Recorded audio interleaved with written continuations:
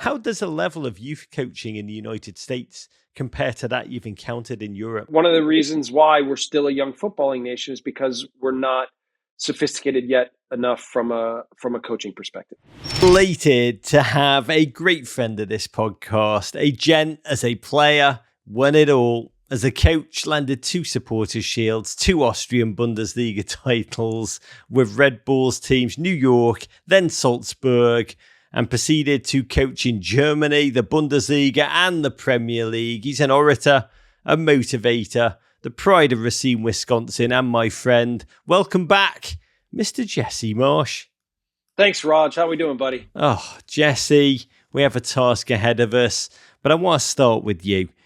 You went from the Princeton Tigers, under God's power she flourishes, to a pro career in MLS in its inaugural season. Let's go back to 1996. This is 1996, a dramatically different, totally different era in American soccer. And starting tonight, the MLS is going to prove just how dramatic a difference it's going to be. But I want to go even further back to start this story, because when you were growing up, Racine, Wisconsin, just a kid in baggy jeans, there was no top flight domestic league to aspire to in this nation. These were desolate years between the twin peaks of NASL and MLS. When you were a kid, what did you even think, Jesse, was possible when you thought professional pathway? Not a lot. I'll tell you, one of the reasons I went to Princeton was because at the time there was no real avenue to continue playing football, soccer after that. So I thought, well, it'll help me get into a really good university and then get a good education. And then I can pursue a professional life of, what a normal job would look like after that. Now, we didn't have sophisticated youth development, but we had mentors. We had passionate people in the communities, often foreigners. Like, for example, in where I grew up in Racine, it was close to Milwaukee. We had the Bavarian club, so some Germans there. I had a Puerto Rican coach who played when he was growing up. I had Serbian coaches. So, we had a window into bigger football cultures than just what was in Racine, Wisconsin, which was really valuable to us. And then, we had the ODP program. So I kind of worked my way up that. And so, it wasn't anything that was sophisticated or really provided us with everything that we needed, but it wasn't just like we'd go to the park and play. We had people around us that were really helpful and useful in our development. And you know what else is fun? Let me tell you a story. We didn't have the internet. Okay, so in the middle of the 80s, I had heard this name Claudio Reyna, right? And I had been we got Soccer America once a week delivered to the house, right? And we were able. Yeah, we were able to sometimes catch like Soccer Made in Germany or Rai Television, where they would show the highlights, or AC Milan playing at that time. That was our access to European football. But I would get the publication every week, and it would follow what was going on in Europe, and then it would follow what was going on in the college and maybe indoor, and then the youth soccer scene. And there was this name Claudio Reyna. Okay. And so when I was about 16, I made the U.S. youth national team, and the big thing is I was getting ready to play. Claudio Reyna was in this camp, and I thought, the way that I was built was like, oh, this guy can't be that good, and why do they talk so much about him? And so I was determined to go to the camp and like show everybody how good I thought I was, and that I could be better than Claudio. And then we had the first training session, and it was a longer training session. I think it was in Italy where we took the national team. And I remember playing in the session. Then they split up the teams. I played against Claudio, and he was good. He was very good. In fact, at that time, I didn't believe that somebody who was our age could be that good at what we do. And I remember getting a calling card and going to the local phone booth and calling home and telling my parents, by the way, this guy, Claudio Reyna, he's really good. So, because we didn't have... How good was he? He was incredible. There was nothing he couldn't do. I mean, technically, his ability to play with speed and now manipulate the game and score goals at will. And I mean, it was one of the most humbling early experiences I had in the game, which was, I think, really valuable. That's, I mean, as much as accessing higher level play to young players is important, just in terms of them developing their speed of play. I think it's also really good for them to have a litmus, right? To see, where am I? What do people that are my age, what are they good at? How are they developed? And to be in that peer setting, and then to know that there's higher things to aspire to. So, it was humbling, but it was also motivating, really motivating, to see someone as good as Claudio was at that age, and for me to try to figure out how I could get better. American parents wanted their kids, 11, 12, 13, to be on teams that win. And to win at that age, it's pretty simple. You just play the big kids, have them roll over the little ones. So you don't develop your Iniestas, your Xavis, your David Silvas, players with touch and vision and guile, but on the small side. Coaches just put the big kids in, your young Connor Caseys, and let them obliterate opponents. Yes. And listen, there's a lot that goes into that. The United States has a diverse ethnic background, right? And these things aren't so politically easy to speak about. But just now, talking from a development perspective, okay? I'm not talking about any kind of political correctness perspective or racial perspective. But there are trends in how different ethnicities develop, how fast. And I used to talk about, when I was with the assistant with the national team, that there were the makeup often of what the teams were at the 14, 15, 16, 18, 20, and first team level, that what was going to be important was to track physical development, football development through these different age groups, do everything from bone density testing to weight, height development, to background, to, even in the, like you talk about the zip codes, West Coast, East Coast, Midwest, South, like going through the entire makeup of what the national teams look like at different levels, so that we're making sure that we're dedicating everything we need to find out which players have the best opportunity to achieve and arrive at the first national team, for each World Cup. And for example, I think in 2010, when I was with that team, there were only like 3 players in that group that had been on the U14 or part of the U14, U15 ID camps or development camps. And so, what does that say? Just trying, again, you don't want to deprive anyone of an opportunity, but you also want to dedicate energies in the right areas, so that we can find a way to help the kids that have the best chance to evolve and develop, and give them the best chance to succeed. Let's use an example here, one you know well. Brendan Aronson joined the Philadelphia Union at age 10, came through their academy as a homegrown player, and then was sold to Red Bull Salzburg when a certain Mr. Jesse Marsch was then coaching. The price reported at the time was $6 million plus add-ons and a selling percentage for the next time he would move. And you look at the Union's annual cost to run their youth academy, $6 million, which means Brendan's sale more than funded a year of operational costs. And in this system, the same people who bear the cost of developing players are the ones benefiting from a successful player's transfer fee. It aspires to be self-funding in that way. MLS Next, what that did, essentially figured out a way to fund youth development intrinsically. Jesse, you've coached, as you say, in the United States, in Austria, Germany, and in England. How does this current model, MLS Next, compare to the European infrastructure that you've witnessed? It's, to be honest with you, I know the strategy behind MLS Next. I haven't seen it yet, right? Because I've been out of the country. I haven't seen what the matches look like. I haven't seen what the structure or the setup looks like in terms of matches and frequency and all this kind of thing. But in general, youth development is the responsibility of clubs in Europe. So from that perspective, you would say that matches.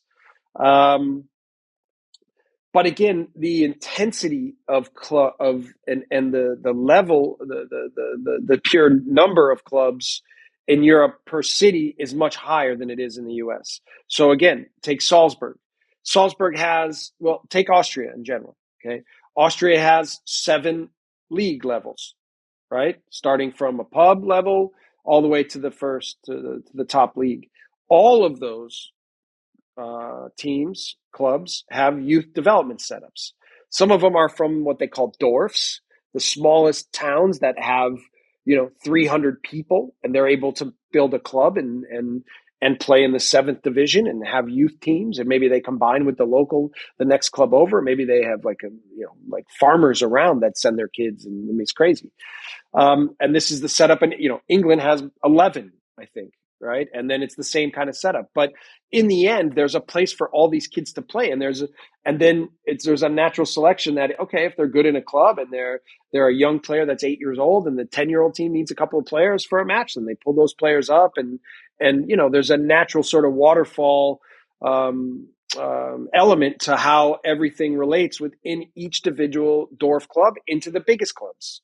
And then obviously, naturally, the best players get recruited or seen when they're 11, 12, and they get added to maybe the local village club that goes to the local city club that then goes to the big clubs, right? And that's kind of how, that's the natural development path for European clubs.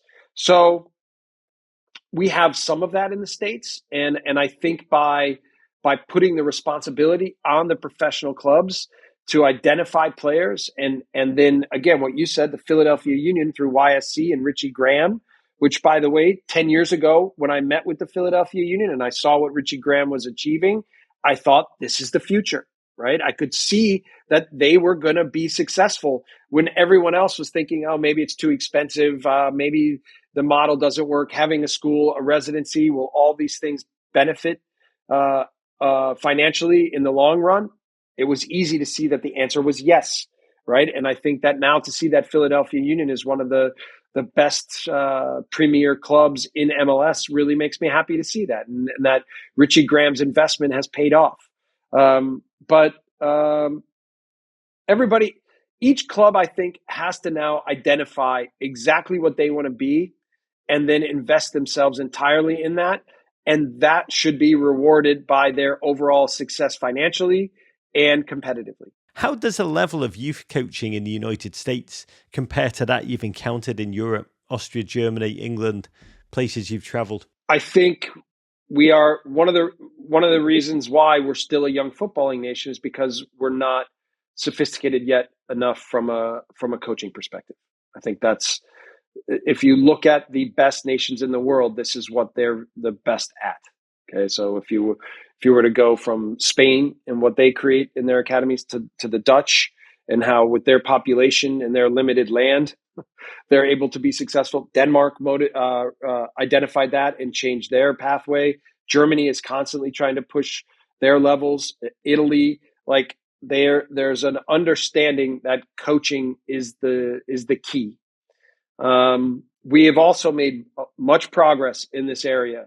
However, we have a long way to go. And there's a great divide between what happens in Europe and what happens in the US. And it's geographical, and then it's from an expertise level. And again, for me, it's not fully solved just by running coaching courses and investing in the European countries and finding out what they've done well, because we're still unique in our own way, and we have to, in our scope, find a way to identify how to help as many people as possible and expose them to things that will help them along their pathway. So whose responsibility is that? Well, too often we think it should be just US soccer. Too often we think it should be MLS, or too often we think it should be the professional clubs, or it's all of them combined. But then it's the endeavor. For me, it's the endeavor from individuals to try to learn, to try to achieve, to try to grow. If you ask me, why did I go to Europe? It might solely be because of that, to try to get out of my comfort zone, to see things, to learn things, to push myself, to try to be the best that I can. And is ambition a part of it? It is, but more importantly, it's my life path. It's my desire to try to grow and be different and be true to who I think I want to be. And I've been lucky that I've had a lot of people that have helped me along the way and that have believed in me and that have wanted to invest in me as a person and as a coach. It is an incredibly complex nut to crack, and we've thrown all sorts of nutcracker contraptions at this, from Bradenton, centralised, to the Development Academy, localised, now to MLS Next. Each iteration, refining, learning from, streamlining, building on the one before. No longer are our best guys going to college, where they often stagnate for years into their early 20s in an ultra short 4-month season. MLS clubs have started offering schooling in partnership with their academies, hoping to mould players, humans who can succeed even if their sport careers don't pan out. There's also an MLS Under-23 league to further facilitate players on the way to the top. America has a $17 billion youth sports complex. Sometimes it all feels like turning the Titanic to get it actually producing the players we pray and hope and know it can. Jesse, as you reflect back on your own path in Princeton to now coaching some of the finest of your countrymen, how do you sum up the overall progress of the last several decades? Yeah, I'm proud of our country. I'm proud of our development. There's so many good people trying their best to represent what they think is important for our sport and do take themselves and their job they do and the players they coach and their own and the players that want to push themselves to go to more difficult environments and get out of their comfort zone. Like we've now through this development path over the years created an ambition in our country that we want to be the best and we want to figure out what that means for individuals, for groups, for small groups, for bigger groups, and we want to try to achieve the best that we can. So now it's also very American to never be satisfied, to sometimes be overcritical. But what I would like to see more than anything is somehow a unified front, a unified belief, a national team that we all support, a movement in our league and in our sport that is positive, that is energetic, that is about each other, and to do it in a way that represents our Americanness, our belief, our grit, and our desire to be the best. One of the things that comes with being naturally competitive as an American is too often thinking that each guy can do a better job than the guy next to him, instead of looking around and seeing the things that other people do well and then learning from that. And again, I've learned from different people in different walks of life and in the way that European football works, that nobody's perfect. Everybody has a way. Everybody's trying their best. And the more that I can pick up things from people around me and add it to what I do and who I am, I think it helps me develop. So I'm thankful for the experiences I've had. I think it's made me infinitely better at what I do. And for me, I'm excited to again try to find ways to help, to be my best, to continue to be the best that I can be. If there's one single thing you could change immediately right now about youth development in America, what would it be? Probably the idea that coaching courses alone are the solution, or that methodologies of coaching courses are the solution. Coaching courses are important.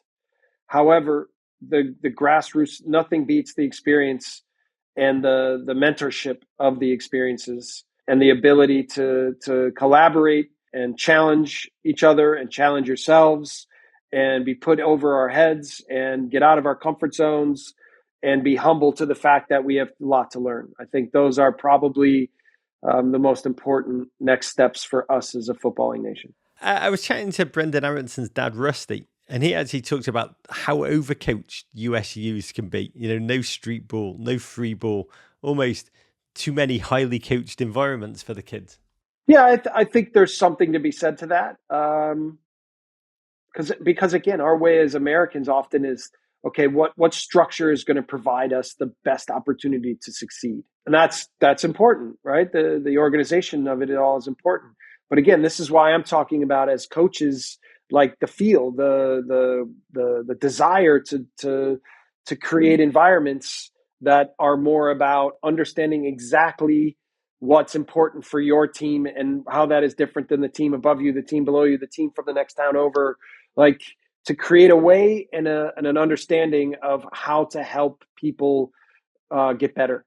And I think that is this is why, again, I revert to basketball, right? And how those coaching environments are about mentorship and about the competitive development for each individual community. So, and we have some of that. It's not like we're void of it or devoid of it, but I think that's as important as what the structures are. Last question for you, Jesse. Here we are. Yeah, we failed to qualify for the 2018 World Cup. Lost December 2022 World Cup, round of 16. Real progress, many more steps still to come. Where does youth development in this nation go from here? What should be next as we strive to produce the players who can both compete for the best clubs against the best and take us deeper into the rounds of the World Cup? Well, I think to continue to push the envelope, to continue to put our young players in best environments possible. I think we probably have more players playing abroad than we ever have. I think we have more players in pseudo professional environments in MLS Next than we ever have. So we're trying to expose our players, our best young players, and reward their ambition and desire more than we ever have.